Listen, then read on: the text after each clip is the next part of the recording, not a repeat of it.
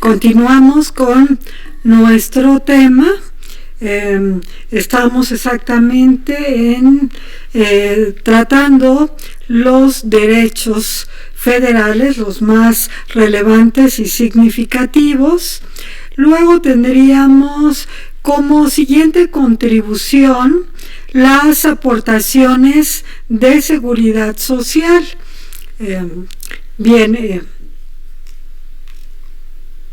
Aquí, antes de iniciar me gustaría mencionarles algo. Por así decir, existía el programa 1 del diplomado. Este programa se reacomodó y se desglosó en algunos puntos, y que es esta versión que ustedes probablemente ya tengan consigo y les hicieron llegar.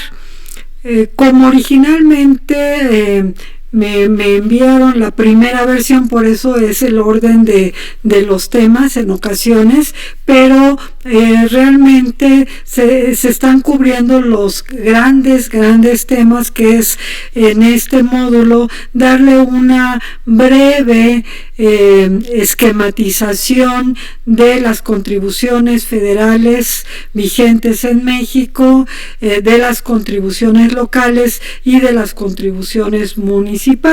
Posteriormente ya entrar al análisis de algunos impuestos muy específicos para la empresa, como los que tienen que ver con el pago de la nómina y estas que son las aportaciones de seguridad social.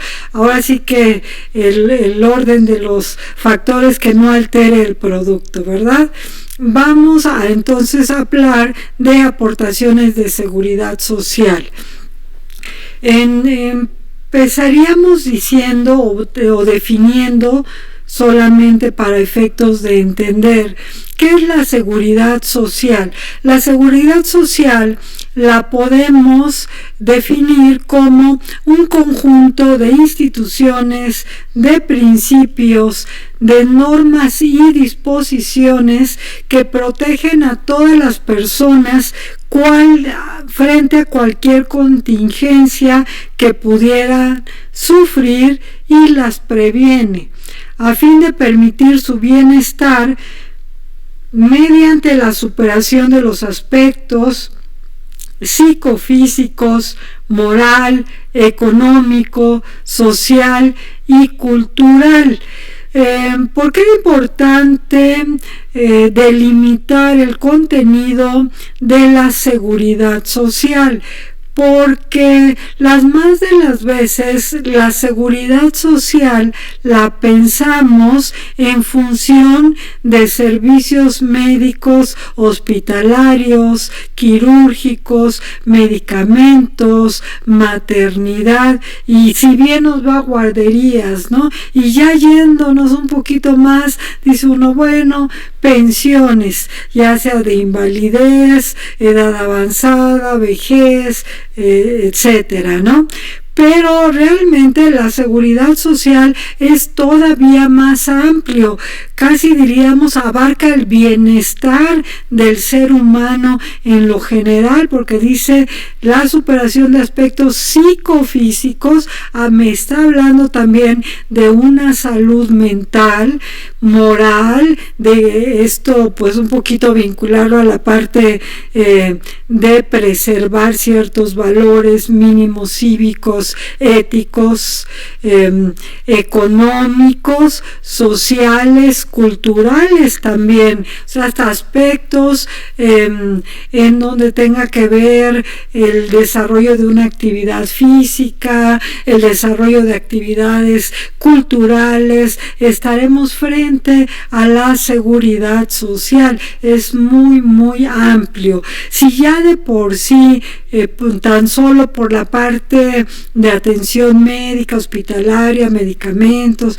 guarderías, pensiones, nos resulta como muy interesante, muy importante, al punto que hoy se considera a la seguridad social como un derecho humano, y en ese tenor se han estado haciendo esfuerzos tanto en lo global como dentro de cada país y de acuerdo a sus propias circunstancias, para que esta seguridad social, pues en algún momento, como decía hace un rato, de aquí a un tiempo, pues no dependa de como hoy a veces, que exista una incorporación a veces obligatoria, sino que simplemente por el hecho de ser una persona, un ser humano, tengamos el acceso a todos los beneficios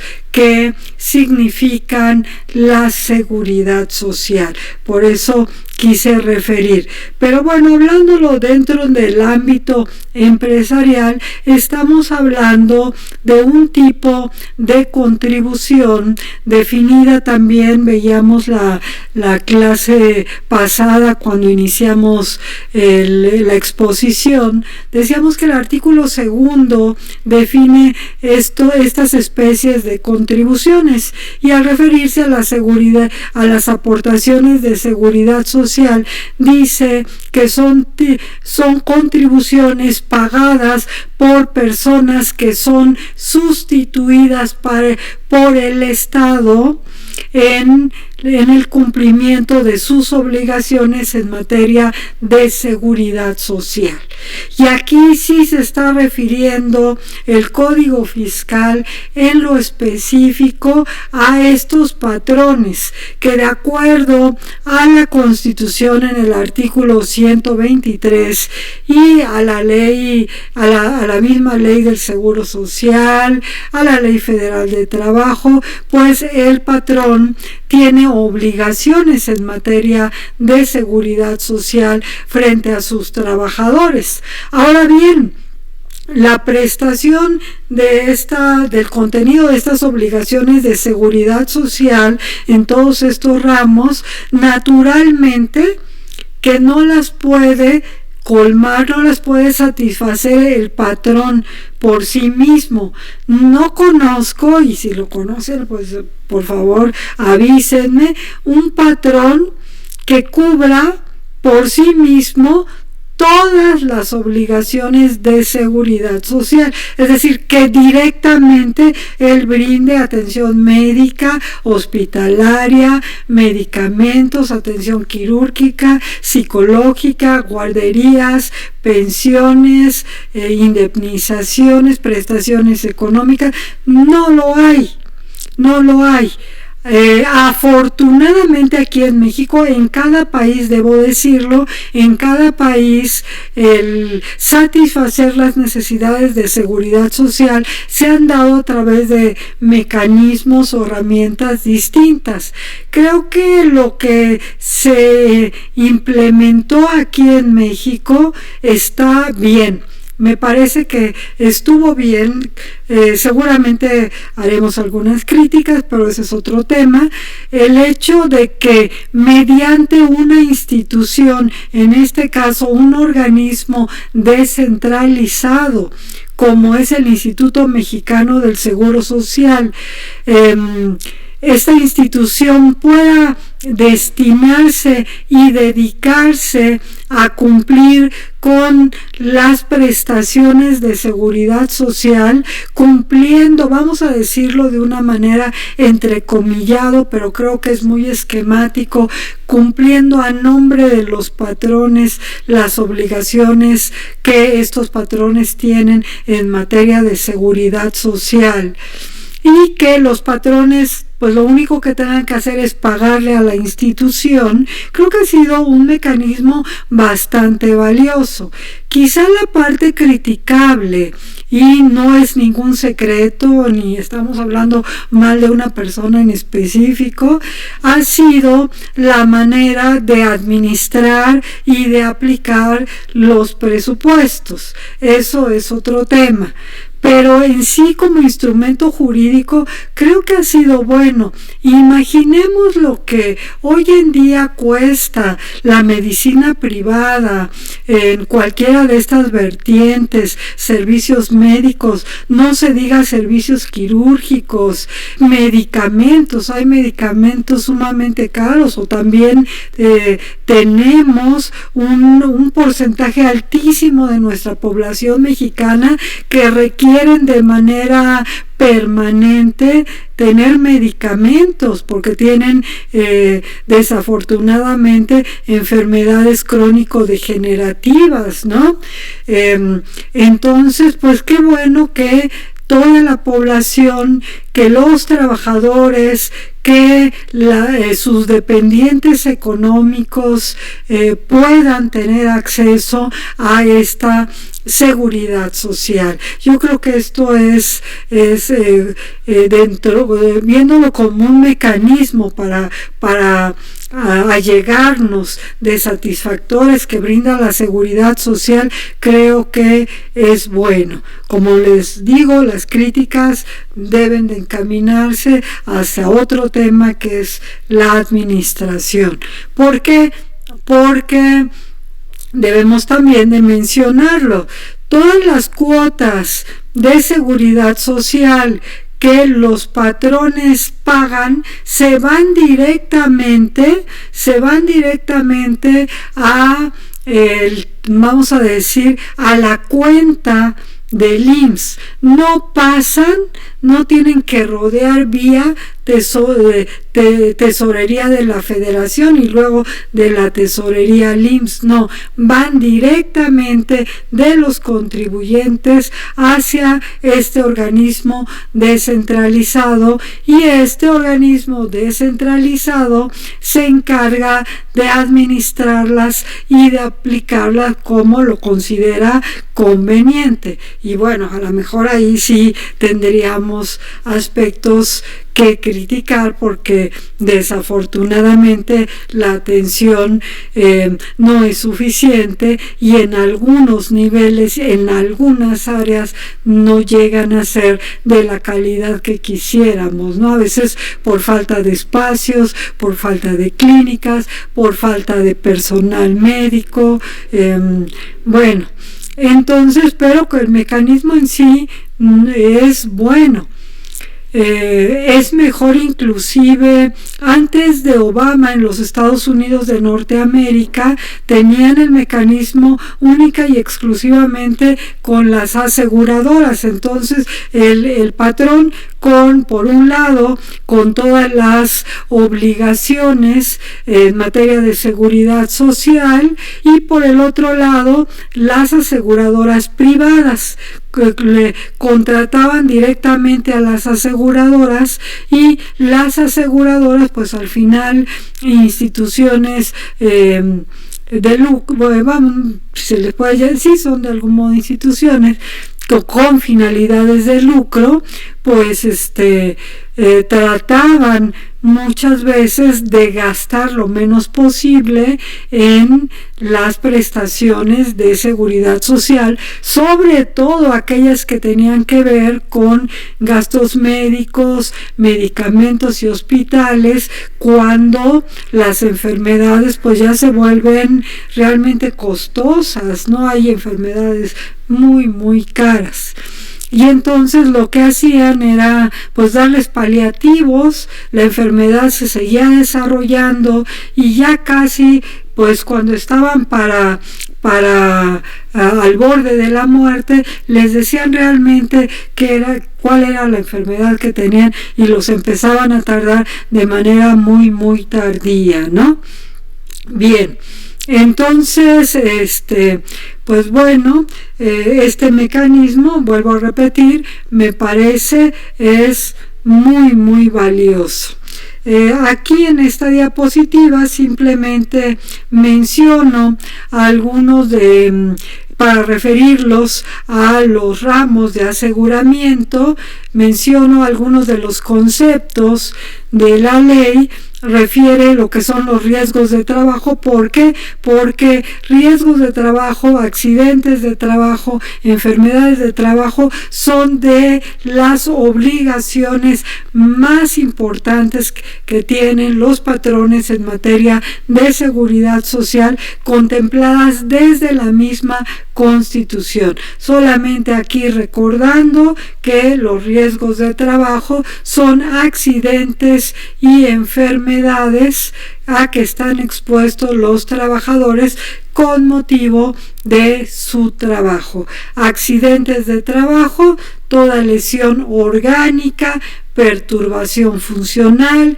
inmediata, posterior o inclusive la muerte producida repentinamente en ejercicio o con motivo del trabajo, cualquiera que sean el lugar y el tiempo en que se preste. Aquí la ley es muy puntual de decir que también si los accidentes ocurren en el traslado del domicilio del trabajador a su lugar de trabajo y viceversa, también se considera accidente de trabajo siempre y cuando pues la ruta sea la ordinaria y la que habitualmente se desarrolla. Si el trabajador se desvía y se va de parranda, y eso ya es otro punto y ya no será accidente de trabajo. Y la enfermedad de trabajo, todo estado patológico derivado de la acción continuada de una causa que tenga su origen o motivo en el trabajo o en el medio en que el trabajador se ve obligado a prestar sus servicios. Vamos a pensar en algún tipo de industria que todavía estuviera trabajando de algún modo con polvo de asbesto, sabiendo que el asbesto en sí se ha comprobado, pues es un agente que causa cáncer en las vías respiratorias. Luego entonces a veces trabajadores de fábricas que manejaron asbesto, pues es recurrente que desarrollen una enfermedad de trabajo producida por el asbesto. En el caso de accidentes de trabajo, pues yo me recuerdo también, accidentes de trabajo, la verdad es que la gama puede ser muy amplia. Aquí solamente la vamos a vincular a una diapositiva posterior en donde es muy importante también cumplir con los reglamentos y con la capacitación, y la capacitación está prevista también en las disposiciones legales para que pues haya la menos cantidad de accidentes, o si se puede estar en cero, pues todavía mejor en cuanto a accidentes de trabajo, ¿no? Bien, ¿quiénes son los sujetos de aseguramiento? En primer lugar, y pues ubicamos a los trabajadores, estas personas que desempeñan un trabajo remunerado, personal y subordinado. También las distintas leyes, la ley del impuesto sobre la renta, la ley de cooperativas, señala que los cooperativistas, los socios de sociedades cooperativas, son de aseguramiento obligatorio. Los accionistas o socios, cuando perciban salarios por la persona moral, por la empresa, también son sujetos de aseguramiento. El consejo de administración con cargo administrativo remunerado también son sujetos de aseguramiento. El administrador único, cuando haya subordinación, también es sujeto de aseguramiento.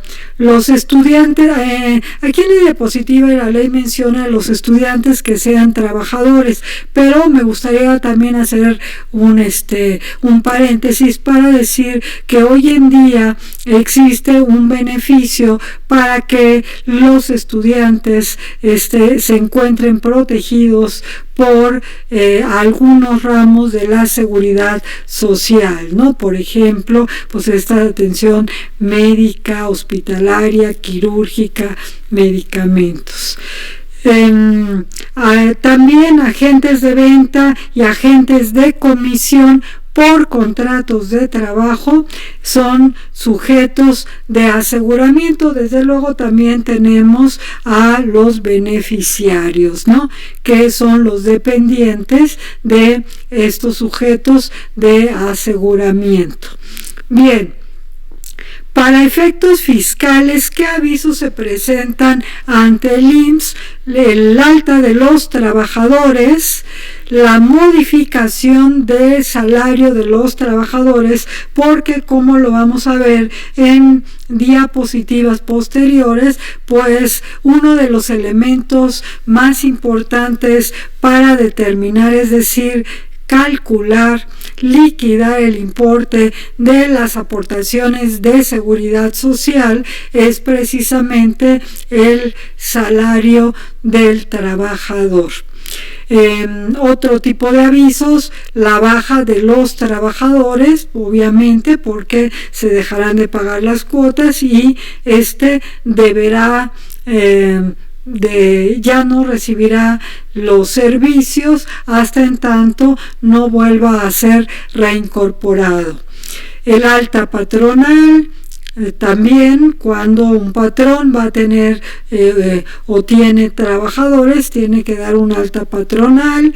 Cuando deja de serlo, una baja patronal, y algo muy importante también, una determinación periódica que se hace de la prima de riesgo de trabajo, porque, y lo anticipo, el segundo elemento que se toma en cuenta para calcular el monto de la cuota de aportación de seguridad social de los trabajadores. Bien, el salario, como lo mencionamos, vamos a hablar aquí de cómo se calcula para efectos fiscales el monto de las cuotas de aportación de seguridad social, y es un monto, quiero decirlo, y aquí a lo mejor también nuevamente abro un paréntesis, lo digo por la cantidad de patrones que he conocido a lo largo de toda mi vida, y con sus determinaciones de estas cuotas. No es poco lo que se paga por aportaciones de seguridad social, es una cantidad importante. Esto es, viéndolo desde la perspectiva de la empresa y las contribuciones, es algo que se debe de considerar muy seriamente, porque si es una cantidad importante la que el patrón tiene que erogar para satisfacer ello. El hecho de que al final, en algunos casos, y lo estoy viendo como una explicación, más no como una justificación, y ahorita voy a decir por qué. El hecho de que proporcionalmente el monto de las aportaciones de seguridad social sea alto en relación con el mismo salario del trabajador, hace que en ocasiones el patrón caiga en una mala tentación, vamos a llamarlo, una mala tentación de inscribir a los trabajadores con un salario inferior al que realmente tienen, ¿no? O sea, probablemente gane el trabajador 4 salarios mínimos y lo inscriben con 2 salarios mínimos o con un salario y medio mínimo, ¿no? ¿Para qué? Para que el monto de las cuotas sea más bajo. Pero digo yo que malamente cae en la tentación, porque al final el monto de las aportaciones de seguridad social que paga el patrón son un concepto deducible para el patrón, para la empresa. Cuando digo patrón, estamos hablando de la empresa persona moral o de la empresa persona física. Es igual. y además afectan al trabajador porque si llegado un supuesto el trabajador se va a jubilar, pues se va a considerar el salario en el cual ha venido cotizando, y resulta que es inferior al que realmente ganó, pues todavía si ya de por sí, ahorita también vamos a hablar del tema del sistema de ahorro para el retiro, si ya de por sí el monto de las pensiones a la luz de la nueva ley entre comillas no está nueva, pero ya se están jubilando los trabajadores, ya hay trabajadores que se están jubilando con esta nueva ley, y el monto de las pensiones es muy bajo, y aparte todavía se evade señalando o pagando, cotizando con un salario inferior al real, pues menudo favor le estamos haciendo a nuestros trabajadores, ¿no? Como hablando un poco, poniéndome en la voz de los patrones. Entonces no es bueno, no es conveniente reducir el monto de los trabajadores para efectos de su cotización. Bien, entonces el salario se integra con los pagos hechos en efectivo por cuota diaria, y se consideran también gratificaciones, percepciones, si es que se le da algún tipo de habitación al trabajador, si se le paga algún tipo de comisión, si se le da algún tipo de prestación en especie, siempre y cuando pues no se trate de herramientas de trabajo, ¿verdad? O instrumentos que requiera. Si no es ello, pero es un pago en especie, se considera integrante de el salario. Bien, si además del salario en dinero el trabajador recibe sin costo para el trabajador habitación o alimentación, hay muchos lugares de trabajo en donde existen comedores. Si no se le cobra el comedor al trabajador, entonces se considera que su salario se debe incrementar en un 25%.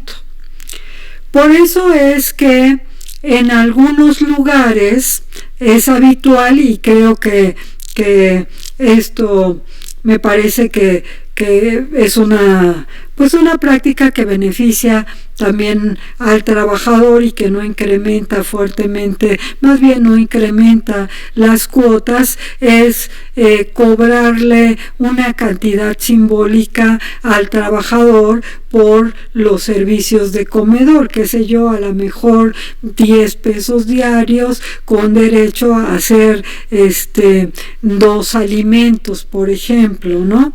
Entonces, y que además los alimentos resulten de más o menos buena calidad, ¿no?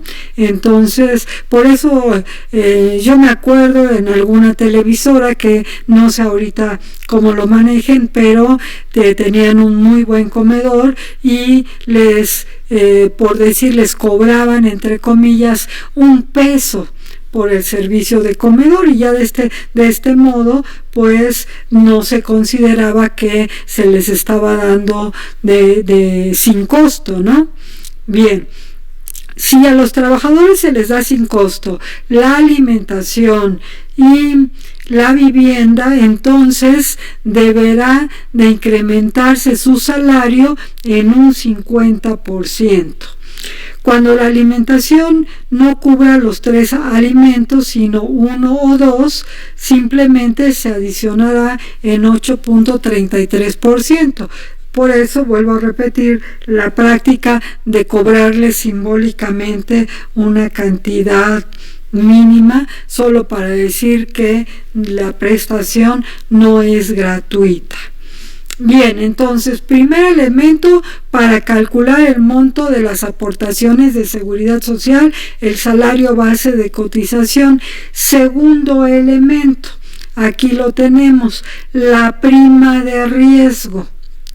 Esto es, la prima de riesgo mide las posibilidades que tienen los trabajadores, que claro es una medición actuarial, de sufrir un accidente de trabajo.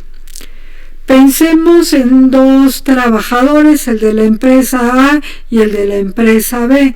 El de la empresa A es un trabajador que está en un call center contestando los teléfonos en planta baja, quizá el suelo cubierto de alfombra, no le piden que necesariamente vaya con zapato alto, es más, expresamente le dicen tienes que venir a trabajar con zapato bajo o con tenis. Entonces, la prima de riesgo para ese trabajador pues es baja.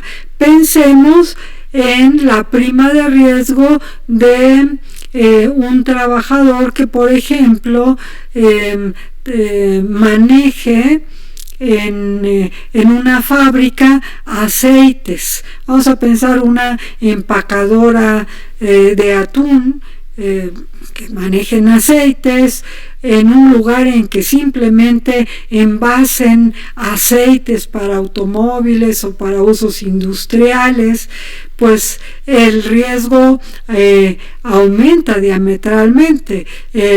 Los trabajadores de la industria de la construcción, etcétera, ¿no? Los trabajadores de plataformas petroleras, etcétera, ¿no? Aunque claro, ahí tienen otro régimen de seguridad social, pero suponiendo que entonces solamente para ver este punto del riesgo de trabajo, bueno, los trabajadores que por ejemplo laboran en empresas de limpieza pero que lavan los vidrios quizá a una altura de pues pensemos 50 metros, ¿no? Por poner algo, si no es que más, pues su prima de riesgo también es bastante alto. Entonces, supongamos que el trabajador de la empresa A gana 3,000 pesos a la semana y el trabajador de la empresa B, de la aceitera, gana 3,000 pesos a la semana también.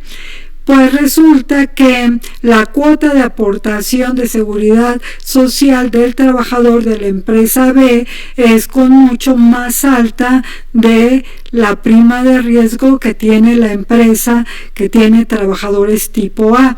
Ahora bien, si ambos trabajadores estuvieran en la misma empresa, vamos a pensar que estamos hablando solamente de la empresa B, la aceitera, y tiene trabajadores que envasan aceites, manejan aceites, y en la oficina tiene pues secretarias que pues llevan a cabo trabajo en computadora, etcétera, y no tienen que ver nada con el manejo físico del aceite.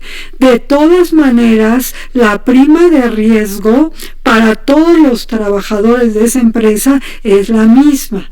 Entonces, por eso es también que en algunos casos a algunas empresas les resulta conveniente escindirse y decir, coloco a los trabajadores que tienen menos riesgo en la empresa A y dejo a los trabajadores de mayor riesgo en la empresa B, porque a lo mejor, pues numérica, no, a lo mejor cualquiera que sea el número, va a la cotización de los trabajadores de la empresa A va a ser mucho menor que los de la empresa B.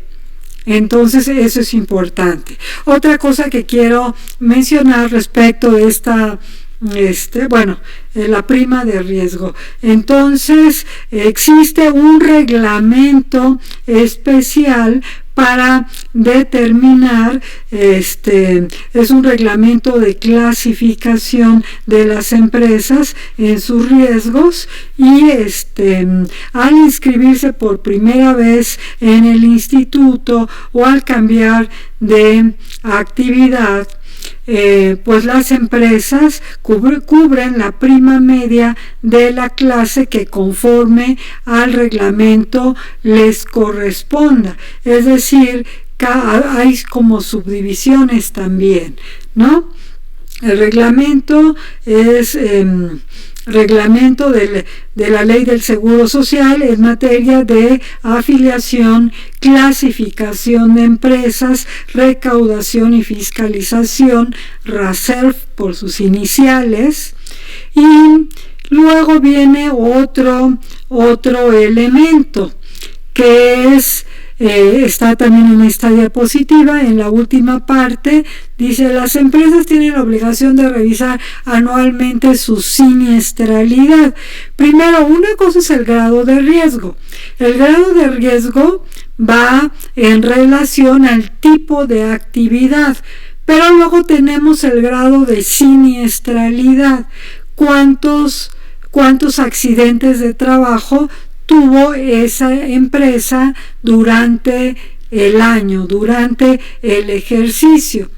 ¿Por qué? Porque si hay un aumento en su grado de siniestralidad, la consecuencia inmediata va a ser que va a ser reclasificado en una clasificación superior, y las aportaciones de seguridad social se van a incrementar para el siguiente ejercicio.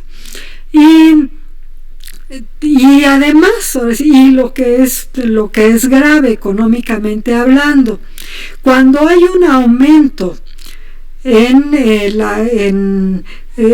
las cuotas, porque fue reclasificada la empresa, porque se dio cierta cantidad de accidentes de trabajo, es para todos los trabajadores de la empresa, para todo tipo de trabajadores. Vamos a regresar al ejemplo: la aceitera que está dada de alta como persona moral, como una sociedad anónima, y que tiene trabajadores de oficina, es decir, de bajo riesgo, trabajadores de alto riesgo, por ejemplo, choferes que también están clasificados en alto riesgo. No se diga, por ejemplo, estas empresas que reparten alimentos, pues sus repartidores están dentro de una prima de alto riesgo. Entonces, suponiendo que sí estén, que no lo he visto a fondo, si en la práctica cubren bien estas obligaciones, yo espero que sí. Entonces, vamos a pensar que solamente algunos tuvieron accidente de trabajo, fue en la planta de la fábrica. No, pues todos, absolutamente todos los trabajadores de esa empresa, así fueran el personal de oficina, también es reclasificado en la misma clasificación que están sus compañeros que laboran en el área de producción o de envase de aceites, etcétera, ¿no? Entonces, por eso es que los patrones siempre, los patrones que saben lo que esto significa y lo que acarrea, entonces tratan de capacitar a sus trabajadores, tratan de brindarles las medidas de seguridad que requieren, si necesitan herramienta, si necesitan algún tipo de uniforme, algún tipo de zapatos, cascos, etcétera, etcétera, porque a ellos como patrones no les conviene ser reclasificados, porque pues va a aumentar esta carga económica. Probablemente algunos de ustedes habrán visto que en algunas empresas, sobre todo de medianas hacia arriba, hasta hay un gran letrero que dice llevamos tantos días sin accidentes de trabajo. A veces prefieren darles un estímulo económico o algún tipo de premio entre los trabajadores para si es que durante todo el año no hay ni un solo accidente de trabajo.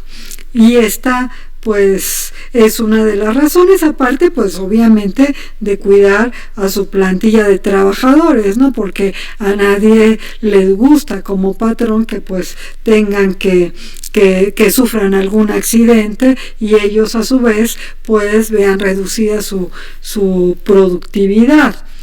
Bien, una disposición, sobre todo pues esto es para patrones que tienen pocos trabajadores, resulta de utilidad que el instituto puede entregarles una propuesta de cédula de determinación de las contribuciones, y esto es muy útil en caso de que esté de acuerdo el patrón con esta situación, pues en ese momento se convierte en una determinación como si la hubiese efectuado el mismo contribuyente, porque bueno, no lo mencioné en los impuestos en los impuestos federales, pero tanto en impuestos federales como en aportaciones de seguridad social es por obligación legal hay una autodeterminación. El propio patrón, el propio contribuyente, en este caso y con el enfoque que le estamos dando al diplomado, la propia empresa determina sus contribuciones, tanto los impuestos federales como las aportaciones de seguridad social. Es una obligación. Bien.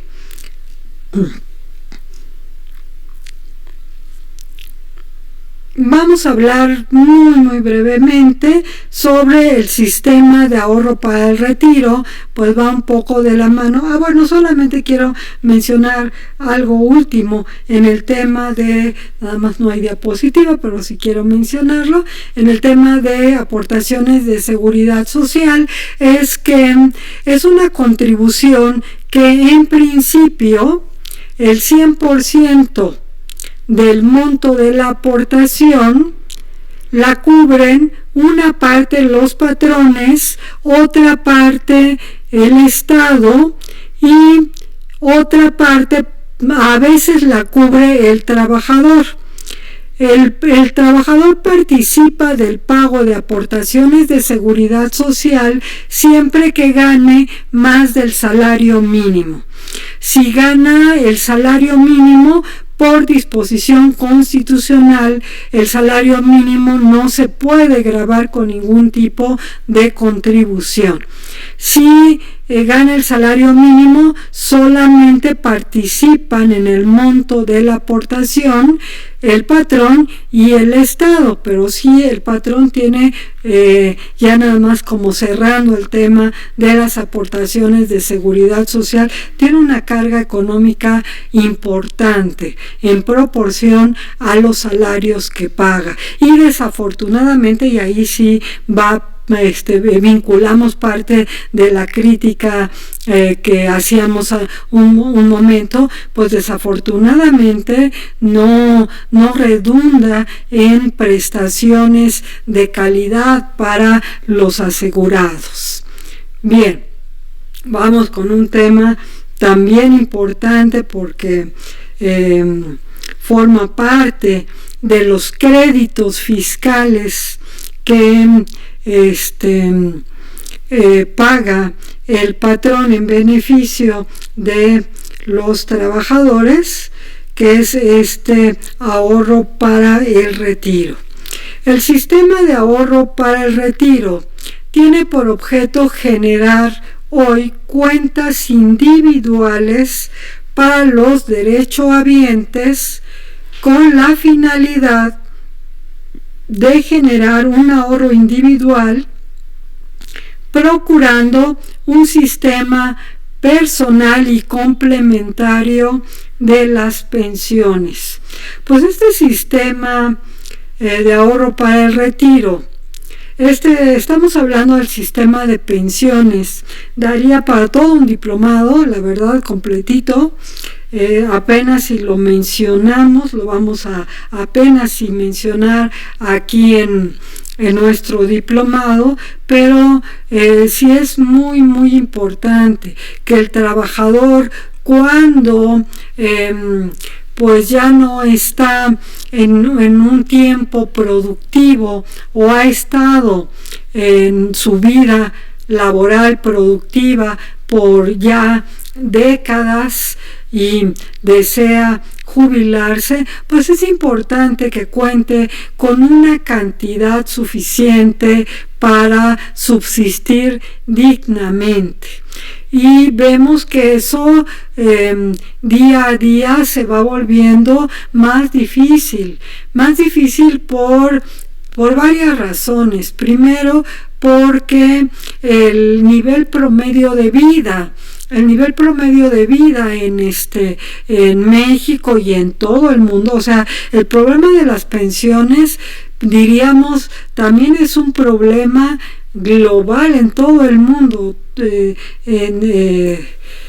Casi todos lados sufren por esta parte. Creo que quizá por ahí los países nórdicos se estén salvando, y todavía tendría algunas dudas por una razón. Porque, por ejemplo, en el caso de los países europeos, ¿con qué se están encontrando? Con que la población tiene un promedio de vida alto, arriba de creo que de los 80 años. Y por otro lado, la población, sobre todo la población de Europa Occidental, desde hace ya décadas, ha tenido la convicción de tener pocos hijos o no tener hijos. Esto ha llevado a que demográficamente la población sea mayoritariamente mayor, lo que llamaríamos aquí adultas mayores de edad, es decir, realmente una población vieja, en tanto que la población joven está muy disminuida, y esto crea un desequilibrio. Y bueno, en el caso de países como México, a pesar de que tenemos una población joven importante, y eso es una fortaleza, pero también afortunadamente, y lo digo por los que somos maduros, pues estamos viviendo más como edad promedio, ¿no? Pero esto lleva a que, y muchos de ustedes en sus familias, amigos, conocidos, sabrán de personas que llevan 20 años jubilados, por ejemplo, ¿no? Con una pensión de jubilación. Entonces ya los recursos no son suficientes. Si a eso le sumamos a un plus que gobiernos anteriores, en algunos momentos de crisis económicas, han tomado de esa cuenta para solventar otro tipo de necesidades públicas, pues bueno, el sistema de pensiones está en verdadero riesgo. Entonces, pues viene hubo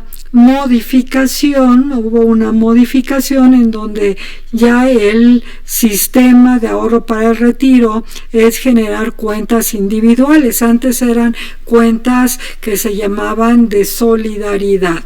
Estas cuentas individuales, y aquí regresamos a las diapositivas, dice: el sistema de ahorro para el retiro nos establece dos subcuentas, una soportada propiamente en lo que llamamos el seguro para el retiro, y otra que son las aportaciones para el fondo de vivienda, es decir, para el Infonavit.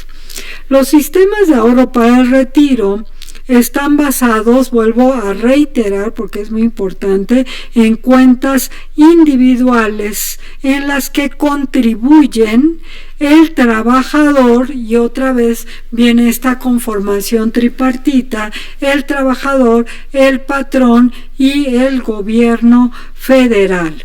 Cada trabajador al final se hace acreedor a una pensión de jubilación en función del monto acumulado en su cuenta individual. Pero quiero decirles, hoy en día cuando los trabajadores que iniciaron a cotizar sus cotizaciones todavía a la luz de la ley anterior, y que se están jubilando, se acaban de jubilar, y la nueva ley pues ya estaba en vigor. Entonces la ley exige al Instituto Mexicano del Seguro Social que a ese trabajador, cuando hace sus trámites para su jubilación, le calcule el monto de la pensión que le genera las disposiciones de la ley anterior y el monto de la pensión que le generaría las disposiciones legales de la ley actual. Si el trabajador, obviamente me estoy refiriendo a un trabajador que empezó a laborar hasta cuando mucho 1974, entonces él escoge cuál de las dos pensiones quiere, cuál le conviene más. Y quiero decirles que, por ejemplo, un trabajador que a la luz de la ley anterior tuviera una pensión de 16,000 pesos, a la luz de la ley nueva tendrá una pensión de 6,000-7,000 pesos. Por citar un ejemplo que yo haya visto en la vida práctica. O sea, es diametral la cantidad en que se redujo el monto de las pensiones a la luz de esta nueva ley. ¿Qué quiere decir? Que todos ustedes que están muy jóvenes y que empezaron a laborar después de que entrara en vigor esta ley, pues el monto de su pensión pues va a ser muy baja. Por eso es que hay muchas facilidades, hay inclusive incentivos fiscales para que los mismos trabajadores ahorren de manera voluntaria, además de lo que obligatoriamente tienen que aportar el patrón, el gobierno y el trabajador cuando gane más del salario mínimo, ¿no? Entonces, si ustedes, que creo que son una gran mayoría, estuvieran en este supuesto, pues realmente es el momento en que se deben de preocupar. Por eso es que ha salido como una nueva beta en los negocios de las aseguradoras de vender este tipo de seguros, ¿no? Que a su vez les generen intereses o dividendos a los mismos trabajadores y que vayan constituyendo algo adicional para el monto de su pensión. Bien, entonces pues tenemos varias figuras que comentar aquí. Una de ellas son las administradoras de fondos para el retiro, también llamadas AFORES, ¿no? Estas son entidades financieras que se dedican de manera habitual y profesional a administrar estas cuentas individuales y a canalizar los recursos de las subcuentas que las integran, así como a administrar sociedades de inversión. Se supone que en el momento de crisis, y yo sí creo que deba ser de ese modo, que en cumplimiento de sus funciones actúan tratando de velar por los intereses de los trabajadores. ¿Por qué? Porque también vemos que en las AFORES pues con esta especialidad que se tiene de parte del personal que labora, pues también dependiendo de la edad del trabajador es que se invierten los recursos de esta cuenta individual en cierto tipo de instrumentos financieros. ¿Por qué? Porque un trabajador ya un trabajador muy joven, pues lo que está tratando es que esa cuenta se incremente lo más que se pueda, y a veces habrá dentro de la cartera de inversión instrumentos de renta variable, pero con instrumentos de riesgo financiero alto. En cambio, por ejemplo, un trabajador que esté próximo a jubilarse, pues vamos a ver que las Afores procurarán invertir en, por ejemplo, en instrumentos de renta fija. ¿Por qué? Porque no se puede dar el lujo de arriesgar y en un momento dado hasta perder. Bien, las administradoras cobran comisiones a los trabajadores y bueno, otro protagonista dentro de este sistema de ahorro para el retiro son las CIEFORES, sociedades de inversión especializadas en fondos para el retiro. Son operadas por las administradoras y tienen por objeto, ahí sí, dedicarse a invertir los recursos provenientes de las cuentas individuales. Además, estas CIEFORES pueden invertir a su vez las aportaciones destinadas a fondos de previsión social. Las aportaciones voluntarias y complementarias de retiro que reciban de los trabajadores y patrones, así como los demás recursos que sean depositados en las cuentas individuales, ¿no? Entonces, pues tenemos Afores, CIEFORES. También hay una referencia, pero pues ya digamos que en un nivel de estructura administrativa más inferior. Las administradoras, tanto las Afores como las CIEFORES, son administradas por un consejo de administración integrado con un mínimo de 5 consejeros que son designados por accionistas de la administradora y de los cuales cuando menos 2 serán consejeros independientes. Esto está bien en el sentido que se busca la profesionalización, ¿no? Entonces, de las Afores y por ende de las CIEFORES. Existe también una base de datos nacional del sistema de ahorros por el retiro, en donde se contiene toda la información del sistema y permite identificar las cuentas individuales en las administradoras e instituciones de crédito, certificar los registros de los trabajadores, controlar los procesos de traspaso. ¿Por qué? Porque los trabajadores tienen derecho a cambiarse de Afore. Bien.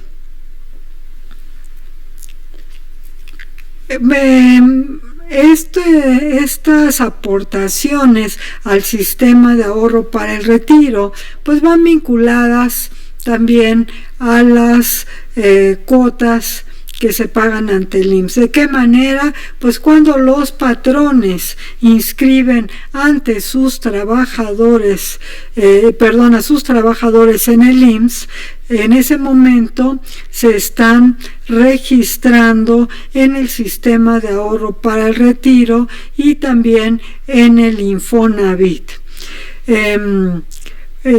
Las cuotas del Infonavit son aportaciones del 5% sobre el salario de los trabajadores. Lo mismo, al igual que comentábamos para el IMSS, para el Infonavit también los recursos que se pagan por concepto de aportaciones al Infonavit se van de manera directa también al Infonavit, y debe de ser para otorgar los créditos para las viviendas de los trabajadores. Yo creo que esto un poco también por lo que comentaba ayer el presidente de la República, pues creo que también en este esquema a través de los cuales se otorgan créditos a los trabajadores para que adquieran sus viviendas, va a haber algunas modificaciones en el modo en que vienen operando actualmente. ¿Por qué? Porque que el trabajador vaya directamente, acuda ante el Infonavit y lleve a cabo todos los trámites correspondientes para obtener algún préstamo, resulta realmente es un trabajo titánico que pocos trabajadores logran hacerlo, ¿no? Teniendo en consideración también que pues tienen que estar pidiendo permisos en sus trabajos, en que algunos pues no tienen el nivel de preparación para entender cómo se están comprometiendo, qué tipo de trámites tienen que hacer, pues se han convertido un poquito también en las inmobiliarias en conducto, pero pues todo, la verdad se ha dicho, todo lo cobran, ¿verdad? Y entonces pues parece ser, por lo que señalaba el presidente López Obrador ayer, se va a crear un esquema en donde estas inmobiliarias o no participen o participen de diferente manera. Pero bueno, aquí me gustaría también mencionar tanto cuotas ante el IMSS como sistema de ahorro para el retiro, como aportaciones al Infonavit.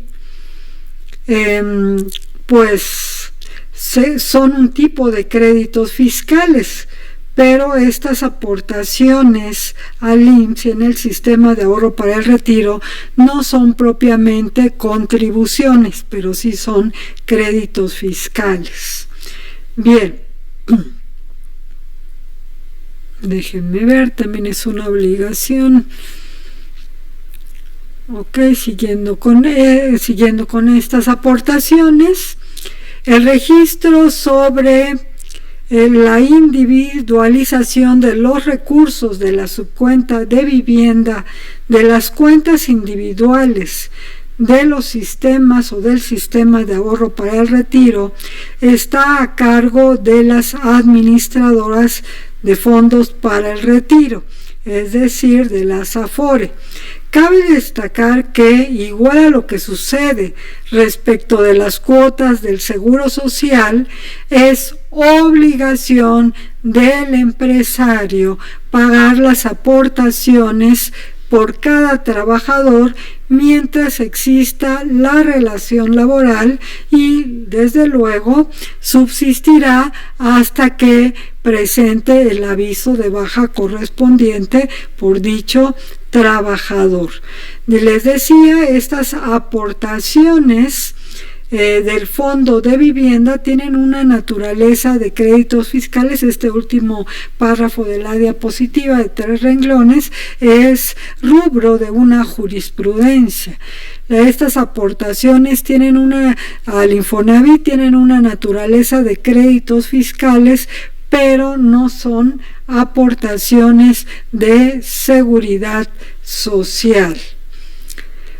También es una obligación patronal efectuar los descuentos a sus trabajadores en sus salarios para que se destinen a cubrir los préstamos otorgados por el instituto, así como para enterar el importe de dichos descuentos en las entidades receptoras. Esto es cuando el trabajador adquiere un préstamo para vivienda, pues es obligación patronal efectuar los descuentos correspondientes del mismo salario del trabajador, y como vamos a ver en la siguiente presentación, así como retiene y entera el impuesto sobre la renta que causa el trabajador por percibir ingresos por salarios, pero el patrón es el que lo retiene y quien lo entera ante el fisco federal. Lo mismo sucede con las aportaciones a la vivienda. Bueno, simplemente vamos a cambiar de presentación a la segunda presentación para continuar con nuestra clase en estos minutos que ya nos faltan. Voy a tratar también un poco de apurarme para no ponerme nerviosa de todo el material que tenemos que revisar. De verdad que pues es un diplomado muy muy enriquecedor. Bien, vamos a ver ahora contribuciones locales. Naturalmente, cada entidad federativa tiene su propia ley de ingresos y enuncia sus propios ingresos, tanto los tributarios como los que no se consideran como tales. Vamos a ver aquí en el curso, pues a modo de ejemplo, diríamos, como para muestra basta un botón, las contribuciones del orden local en la Ciudad de México. Bien, vamos a referirnos a los impuestos. Traté de ser muy muy sintética, pues en esto estamos sacrificando el tamaño de la letra, pero pues ya cuando ustedes lo puedan abrir, ahí ven si requieren de hacerlo un poquito más grande o acercar la lupa, etcétera. Aquí pues si se alcanza a leer perfectamente. Vamos a mencionar cuáles son los impuestos vigentes actualmente en la Ciudad de México. Tenemos, ahorita me regreso a revisar los elementos, solo quiero enlistarlos: el impuesto predial, tenemos también el famoso ISAI. De estos dos, sobre todo seguramente ustedes saben mucho, y quiero señalarles por aquellos que no han tenido tiempo de revisar su temario desglosado, van a tener también un módulo en donde se va a ver a profundidad con casos prácticos impuesto sobre adquisición de inmuebles. No crean que es nada más los elementos que vamos a enunciar aquí. Bien, tenemos también el impuesto sobre espectáculos públicos, impuesto que es local y después lo vamos a mencionar también como un impuesto municipal. Tenemos este impuesto que antaño fue un impuesto federal, hoy lo han recogido las entidades federativas, el impuesto sobre tenencia o uso de vehículos. Tenemos también aquí en México como impuesto local, algunas entidades lo tienen como impuesto local y como impuesto municipal, la prestación de servicios de hospedaje. Tenemos el impuesto sobre loterías, rifas, sorteos, concursos. Este es un impuesto que me llama la atención y quiero mencionar que es una facultad concurrente, porque es un impuesto que grava la federación en el impuesto sobre la renta. Es un impuesto local grabado por casi todas, y no digo todas porque no tengo ahorita en la mente la ley de ingresos de todas las entidades, pero puedo casi asegurar que todas la tienen. Es un impuesto que graban las entidades federativas y también graban los municipios. Bien. Impuestos de reciente creación del 2018, es decir, con poca vigencia. Este impuesto, que se denomina por la venta final de bebidas con contenido alcohólico, y que fue un impuesto también en distintas entidades federativas como el Estado de México, también existe, por ejemplo, y tiene creo que un poquito más de tiempo, creo que un año más, y un impuesto sobre espectáculos públicos por las erogaciones en juegos con apuestas. Este ya es propiamente, los sujetos son los jugadores y no la empresa. Y tenemos también el impuesto sobre nóminas, junto con el predial, también un impuesto altamente recaudatorio para las entidades federativas. Bueno, me voy a regresar para simplemente hacer una revisión esquemática de los elementos en cada uno de estos impuestos vigentes en la Ciudad de México. De entrada hay que mencionar, para quienes tengan interés en ello, en abundar y a irse preparando para otros módulos que también van a ver temas como el ISAI, como el predial. Es también pues un impuesto a las inversiones de los empresarios. Bien. El impuesto predial en la Ciudad de México también tiene la peculiaridad de que ser distinto de otras entidades federativas, en el sentido de que en otras entidades federativas el impuesto predial es un impuesto municipal, que a veces, como lo habrán visto un poquito en sus temas de coordinación fiscal, le ayuda a recaudarlo la entidad federativa. Pero aquí en la Ciudad de México es un impuesto de carácter local. Los impuestos locales en la Ciudad de México están regulados básicamente en el Código Fiscal de la Ciudad de México. ¿Por qué lo menciono? Pues es que la regulación sobre cada uno de los impuestos, que hoy solamente me voy a permitir mencionar los elementos, pues realmente su regulación es vasta, es muy, muy amplia, y ustedes que manejan inmuebles lo saben muy bien. El sujeto del impuesto predial por disposición legal son las propietarias o poseedoras del suelo, del subsuelo y de las construcciones adheridas a dicho suelo.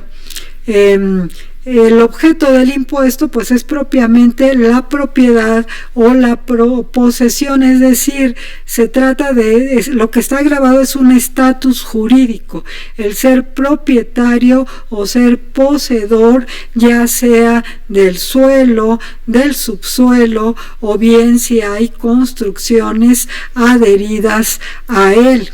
Como sabemos,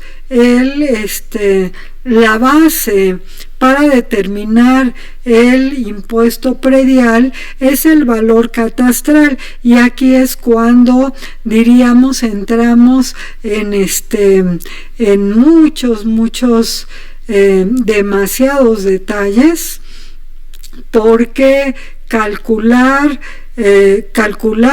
un valor catastral, como ustedes lo habrán visto también en la práctica, no es tarea menor, sino por el contrario, es bastante complejo, ¿no? O sea, prácticamente las disposiciones que regulan cómo determinar el valor catastral, yo creo que si las comparamos así que las tuviéramos impresas, pues no sé qué es más, cuál sería más abundante, si la regulación de estas reglas y de toda la normatividad para regular valor catastral o el código fiscal completito, ¿no?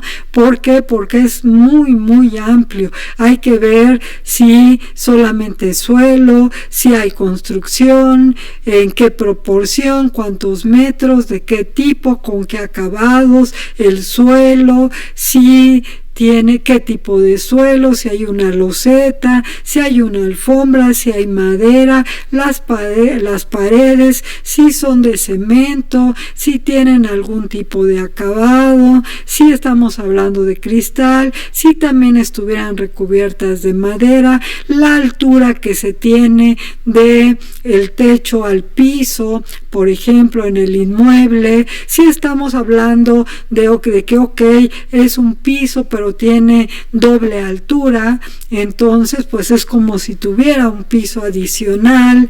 Y si por ejemplo tiene jardín, si tiene árboles, de qué antigüedad, si tiene un lugar de estacionamiento, para cuántos autos, si este estacionamiento está techado, está al aire libre, etcétera, etcétera, etcétera. Las puertas, si son de pasta, si son de madera, si la chapa es de madera, si las chapas para abrirse, de qué calidad y de qué material son, etcétera. Y lo que es más, ¿no? Y por ejemplo, para determinar el valor catastral, pues las autoridades fiscales se pueden bueno, ahorita voy a hablar de la determinación, pero cuando lo hace la autoridad fiscal, pues a veces se puede valer hasta de medios tecnológicos como son determinado tipo de drones, ¿no? Y a lo mejor uno está en su domicilio feliz tomando la merienda y de pronto pues escucha por ahí un objeto volador como que un poquito cercano y uno ni siquiera se llega a percatar de que pues probablemente se está verificando las características del inmueble para actualizar un valor catastral, ¿no? Bien, como muchos impuestos de entrada, se señala que es autodeterminable por el contribuyente. Sin embargo, dada la complejidad que se tiene para determinar el valor catastral y por ende el impuesto predial, lo que la autoridad ha realizado es efectuar la determinación del impuesto predial de los inmuebles y enviar una propuesta al contribuyente. Si el contribuyente considera que la propuesta es adecuada, que lo hacen la mayoría de los contribuyentes, pues asumen como propia esa propuesta que la autoridad efectuó, como si ellos mismos hubieran determinado y pagan su impuesto predial. Quien no esté de acuerdo y conforme a las disposiciones del Código Fiscal de la Ciudad de México, pues lleva a cabo su propio avalúo. El avalúo le va a servir por 2 ejercicios fiscales. ¿Cuándo vale la pena hacer su propio avalúo? Cuando son inmuebles de alto valor, porque pues generalmente si va, y lo digo por experiencia en la práctica profesional y por lo que he podido constatar, realmente si hay una reducción y considerable en el pago del predial. Vale la pena como para pagar en el avalúo, porque además, pues como muchos de los avalúos que se utilizan para términos fiscales tienen que ser por peritos autorizados. Bien, no es cualquier avalúo, no es de estos que vemos los letreros ahí en las bardas de hacemos avalúos por 1,000 pesos. Bien, la tarifa aplicable, nuevamente estamos en una tarifa de doble progresividad, en donde les decía, pues ubicamos el valor de el inmueble entre un mínimo y un máximo. Hay una cuota fija y un porcentaje a aplicar sobre el excedente del límite inferior, ¿no? Sumamos las dos cantidades y ya tendríamos ahí tendríamos el monto del impuesto. Pero también, como menciono aquí en la diapositiva, hay algunas reglas muy especiales. Por mencionar algo, por ejemplo, los inmuebles que tengan un valor inferior y que están en ciertas categorías, porque la tarifa progresiva a la cual me refiero y que está en el artículo 130 del Código Fiscal de la Ciudad de México, clasifica rango A, rango B, C, D, E, así sucesivamente hasta el P. Entonces hay algunos rangos que pues se consideran de interés social y se les asigna una cuota fija. Por ejemplo, dice: en el caso que los inmuebles tengan un valor inferior a la cuota fija correspondiente al rango A, solo se pagará el porcentaje sobre el excedente del límite inferior. Y así, por ejemplo, ¿no?, va mencionando que ciertos tipos de inmuebles pagan solamente una cuota fija, o algunos atendiendo a programas muy específicos como programas territoriales o dedicados a usos agrícolas, pecuarios, forestales, de pastoreo.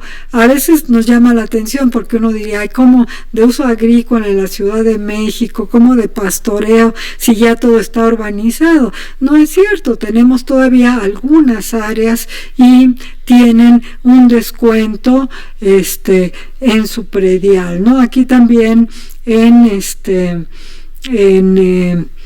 materia de impuesto predial vale la pena dar un vistazo a los descuentos que hay, descuentos que diríamos son exenciones, ya sean parciales o totales, por el uso o por las características del bien inmueble, ¿no? O algunos otros que tienen ese tratamiento porque existe un convenio o tratado internacional. No todo es nada más los descuentos por la tercera edad, ¿no? O sea, hay otro tipo por el uso, como por ejemplo cuando esto lo estamos viendo en algunas zonas de la Ciudad de México, que de pronto hay una zona verde, y como por ejemplo un camellón o un pequeño parquecito, y dice que el mantenimiento de esta zona verde está a cargo de tal empresa. Ok, la empresa se encarga de mantener esa pequeña zona verde y a cambio recibe un descuento en su impuesto predial. Entonces, todos estos descuentos vale la pena, si ustedes están dentro del área de la asesoría a las empresas, pues revisarle. Algunas otras exenciones pues son hasta cierto punto hasta cierto punto entendibles, como puede hacer que están exentos del pago del predial embajadas, consulados, cuando México tenga un convenio de reciprocidad con ese país, y a su vez pues a México no le cobren el impuesto análogo en ese otro país. Pero pues quien pierde la recaudación en este caso específico pues es la entidad federativa. Sobre todo en el caso, lo menciono porque en el caso de la Ciudad de México pues tenemos ubicadas la mayoría de las representaciones diplomáticas, embajadas, consulados, y muchas de ellas pues están ubicadas en zonas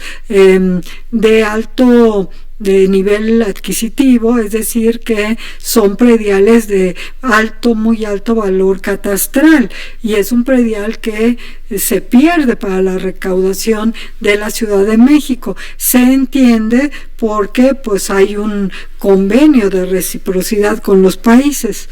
De ahí ese famoso fondo de capitalidad que en un momento se le otorgó a la Ciudad de México.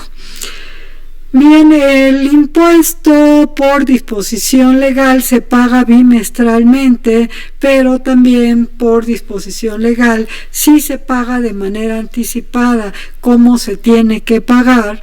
Pues se hace acreedor a descuentos, ¿no? Que también se estimulan para que el contribuyente pague de manera anticipada. Quizá la Ciudad de México es de los, en este caso la entidad comparada con otros municipios que tiene más o menos actualizado el valor catastral de sus inmuebles comparado con otros municipios. A nivel internacional, la Comisión Fiscal de la OCDE ha insistido muchísimo en que México como país está perdiendo mucha recaudación por este concepto, y todo se debe a reglas complejas para determinar el valor catastral de sus inmuebles. Porque ¿a qué lleva? A que los registros catastrales tarden mucho en actualizarse. Entonces, simplemente dejo como ahí en la mesa el tema. Es un tema muy importante, sobre todo pues si viven o su esfera de actuación está en los municipios. Esto debe de tomarse seriamente en cuenta. Hubo por ahí un programa piloto en el municipio de Tijuana, si no mal recuerdo, creo que sí fue Tijuana, en donde simplificaron mucho la manera de determinar el valor catastral. Lo hicieron solamente en base al valor del suelo. Obviamente produjo inconformidad, pero a la postre redundó en una mucho mayor recaudación del impuesto predial. Algo, pues imagínense, fue quitarle toda la complejidad, pues el establecer que el impuesto se cobrara solamente en base al valor del suelo. Bien, vamos a ver. Solo lo voy a mencionar porque como les señalo, estuve viendo también, para no repetir temas, estuve viendo qué temas se van a ver de manera muy profunda, y un tema que ustedes van a analizar en su diplomado de aquí a varios módulos, creo que 3 módulos o algo así más, van a ver este impuesto a fondo, el impuesto sobre adquisición de inmuebles. Solamente voy a mencionar sus elementos estructurales. Los sujetos, como todos bien saben, en este selecto auditorio, son personas que adquieran inmuebles que consistan en el suelo, en las construcciones o construcciones o el suelo adheridas a él, en este caso específico ubicados en la Ciudad de México, así como los relacionados con los mismos. Aquí recordemos que el Código Fiscal hace una lista de cuándo se configura propiamente o qué se debe de entender por adquisición de inmuebles, una lista muy grande, muy importante, varios de los supuestos, tan solo por mencionarlo y estimular un poco la mente, pues relacionados con temas de fideicomiso, y aquí se viene a complicar pues un poquito su manejo, pero también a volverse más interesante. Como platicábamos la clase del martes, el temario tiene un poco ese método de deductivo que va de lo muy general a lo muy particular, y a medida que se va particularizando se va poniendo más interesante. Bien, la base imponible, bueno, el objeto, pues no tendría mucho caso repetirlo, la adquisición de inmuebles en los términos, y aquí menciono para el caso de la Ciudad de México, en el artículo 115 del Código Fiscal de la Ciudad de México, que inclusive por aquí lo estoy visualizando con ¿cuántas fracciones? Con 13 fracciones, y muchas de ellas con incisos. O sea, los supuestos aquí están prácticamente resumidos solamente en el hecho imponible general.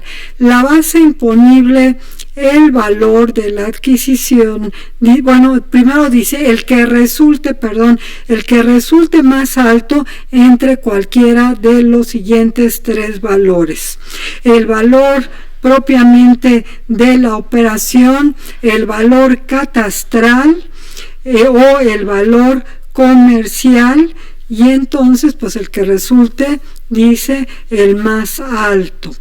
Tenemos también una tarifa de doble, por favor le corrigen, puse doble productividad, es doble progresividad también, límite inferior, límite superior, cuota fija y porcentaje a aplicar sobre el excedente del límite inferior. Y la época de pago dentro de los 15 días aquel en que se realicen los supuestos normativos. Bien, otro impuesto local que tenemos es el impuesto sobre espectáculos públicos. Bien, los sujetos son las personas que obtengan ingresos por los espectáculos públicos que organicen, exploten o patrocinen en la Ciudad de México, pero aquí viene un requisito muy importante: por los que no se esté obligado al pago del IVA. Entonces, realmente con esto, el universo de sujetos que pagan este impuesto como impuesto local es muy reducido. La mayoría de los espectáculos públicos de los que tenemos conocimientos, pues sí pagan IVA. Todos los que nos venden, sin que suene a comercial, pero en donde, por ejemplo, compramos los boletos vía Occesa, todos esos causan IVA, ¿no? Que yo recuerde, o por quizá dar un ejemplo, los circos, tengo entendido, algún tipo de ferias muy particulares que llegan a configurar como espectáculo, no pagan ese IVA. Pues bueno, esos serían los pocos sujetos que entrarían como gravados por este impuesto. El objeto, la base imponible, pues es el valor de los espectáculos. La tasa, el impuesto sobre espectáculos públicos, se calcula aplicando una tasa del 8% al valor de los espectáculos, y el impuesto se entera a más tardar el día 10 del mes siguiente a la realización del espectáculo público. Es importante, y por eso les puse aquí una notita, no se causa este impuesto respecto del valor de los boletos que se entreguen como cortesía y que el espectador entre obviamente de forma gratuita. Sin embargo, también el código limita a que el valor de los boletos de cortesía en ningún caso excederán del equivalente al 5% del valor de los boletos que se hayan declarado por cada función pública o espectáculo. Bien, estamos tratando de ser así sumamente sintéticos. Otro impuesto que podrían pagar las empresas y que pagamos también quienes nos ubicamos en el supuesto es el impuesto sobre tenencia o uso de vehículos. Los sujetos, pues como el nombre mismo lo indica, somos las personas físicas o morales tenedoras o usuarias de los vehículos, siempre que la Ciudad de México expida las placas de circulación a dichos vehículos. Y hay la base imponible en regla general, porque también tiene particularidades, es el valor del vehículo tomando en cuenta su depreciación. No obstante, como les menciono aquí, vamos a encontrar particularidades, por ejemplo, cuando los vehículos pues ya tienen más de 10 años de antigüedad, o bien se trata de motocicletas, por ejemplo, vehículos que circulen con placas de transporte público federal, así como las aeronaves, embarcaciones, veleros, esquí acuático motorizado, motocicletas acuáticas, tablas de oleaje con motor, cuyo domicilio fiscal el contribuyente tenga registrado en la Ciudad de México, pagarán el impuesto de tenencia de uso de vehículos en la Ciudad de México. Eso es muy importante, porque uno diría, bueno, como un velero, ¿no? A no ser que vayamos a Chapultepec o a Xochimilco, ¿no? Ahí no se trata de eso, sino quiere decir que el domicilio fiscal de la empresa propietaria o de la persona física propietaria se encuentra en México. Bien, se paga este impuesto, como todos sabemos, en los 3 primeros meses del ejercicio fiscal. Luego tenemos el impuesto, ya un poquito cerrando la sesión, el impuesto por la prestación de servicios de hospedaje. Lo pagan personas físicas y morales, es decir, los empresarios que prestan servicios de hospedaje.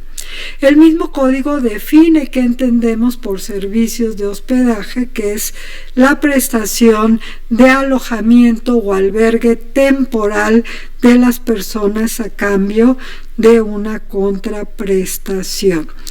La tasa que se aplica es 3%. ¿A qué base? Al valor de las contraprestaciones que se pagan por disfrutar de estos servicios, y deberán de enterarse a más tardar el día 15 de cada mes, ¿no? Bueno, aquí tenemos este impuesto. Bien, en este impuesto ya no podía mencionar, no me cabía aquí en la diapositiva prácticamente, pero sí, vamos a pensar. Quien presta el servicio de hospedaje presta algún otro tipo de servicio, como pueda ser en un hotel los servicios de alimento, los servicios de limpieza de ropa, debe de desglosarse en el comprobante cuánto es el importe de cada uno de estos conceptos, porque si no se desglosa y solamente se ponen un monto global de todos, al monto global se le aplica la tasa del 3% de este impuesto sobre hospedaje. Eso es muy importante. También ya en la práctica pues es importante darle una revisión a cuando no se considera que se está en el supuesto de prestar hospedaje, como en el caso de orfanatorios, en el caso de conventos, por ejemplo. No hay propiamente, no se considera que se configura este hecho imponible. Bueno, pues yo creo que le vamos a dejar aquí en la diapositiva 7 de esta segunda presentación de 37 diapositivas. Bien.